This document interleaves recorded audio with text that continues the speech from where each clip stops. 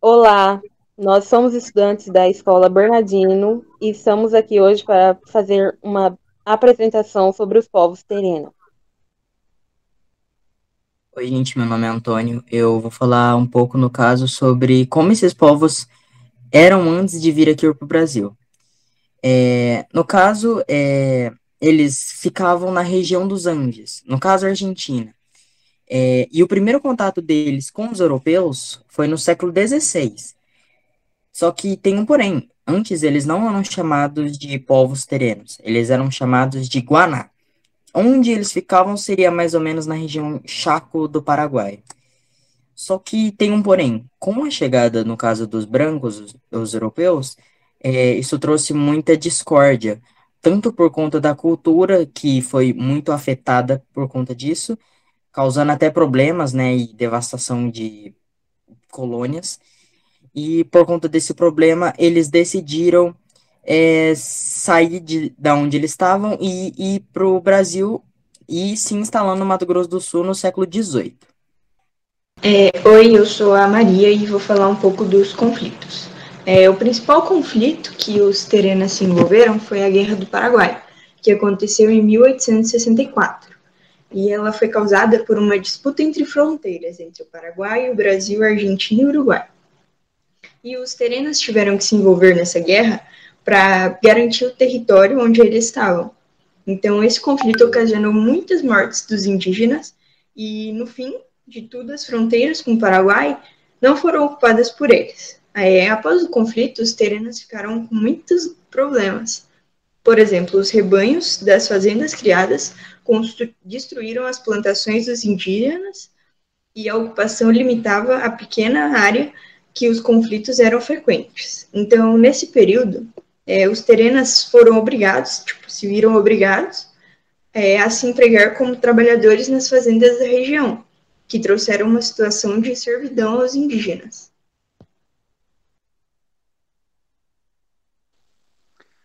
Oi, eu sou o Davi e vou falar quem são os terenas.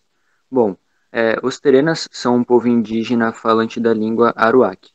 Bom, eles atualmente habitam terras indígenas em dois estados brasileiros, que é o Mato Grosso do Sul e São Paulo. Dados de 2010 apontam para a existência de 28.845 indivíduos terena no Brasil, sendo que 985 vivem na região sudeste.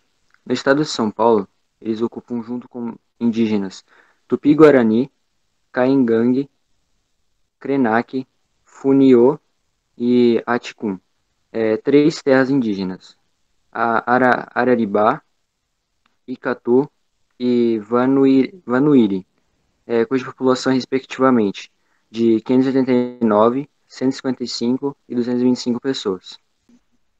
Oi, eu sou a Laura e eu vou falar sobre as características físicas e as vestimentas do povo terena. Eles vieram dos Andes, então as características deles, obviamente, é do povo andino.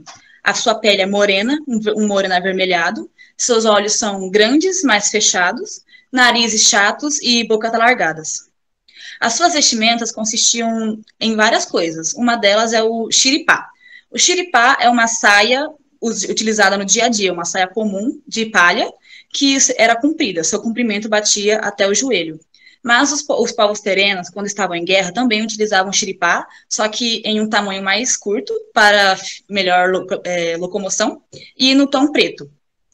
E eles também utilizavam alpergatas, que era uma espécie de sapato de couro, que eram estilizadas com características do povo terena, listras e símbolos da sua cultura.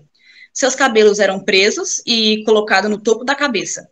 Eles depilavam todo o seu corpo, menos a cabeça, por causa que isso não fazia parte da religião deles. Eles não podiam raspar o couro cabeludo.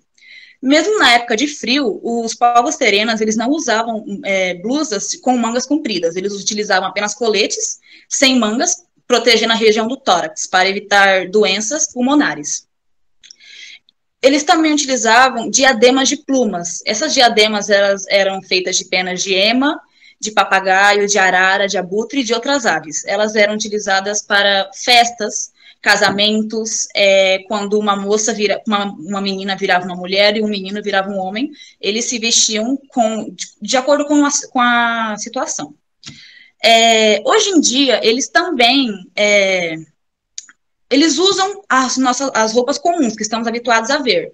Só que quando eles precisam fazer essas cerimônias, esses rituais de religião, eles optam em voltar às suas vestes tradicionais. Olá, meu nome é Natália, eu vou falar sobre o modo de vida dos terenas. Atualmente, os terenas mantêm a sua tradição mesmo, de bons agricultores, dando grande ênfase ao cultivo de diversas espécies. Nas terras indígenas, onde eles habitam, há grandes áreas da plantação de mandioca. Através delas, eles produzem a farinha de mandioca, fundamental para a alimentação dos terenas. Também, os indígenas plantam o amendoim, o feijão verde, cultivam o milho e a batata doce. As aldeias mais tradicionais utilizavam os poderes de seus poranqueiros, como dizem os curadores, os xamãs. Os terenas recorreram a este para a cura de doenças, interpretando como os males e espíritos que afetaram o corpo do indivíduo. Também possuem o poder de descobrir feitiços que terceiros podem ter colocado nos doentes.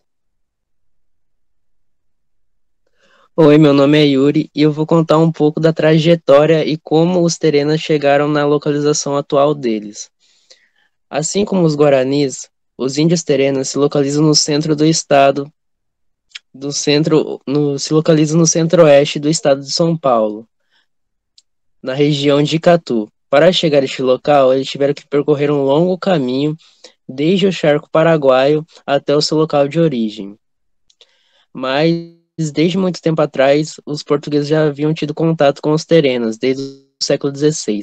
Desde essa época, eles haviam buscando caminhos que levassem aos Andes.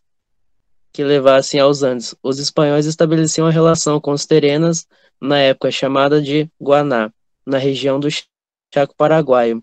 A chegada dos brancos trouxe muita mudança na vida dos indígenas com tudo isso. Oi, meu nome é José. Eu vou falar sobre como que os terenos estão distribuídos hoje em dia no estado do Mato Grosso do Sul. Com o censo realizado no ano de 2001, teve uma estimativa de 16 mil pessoas, os terena. Eles vivem atualmente no território contínuo, fragmentado em pequenas ilhas, cercados por fazendas e espalhados em 7 municípios do estado do Mato Grosso do Sul.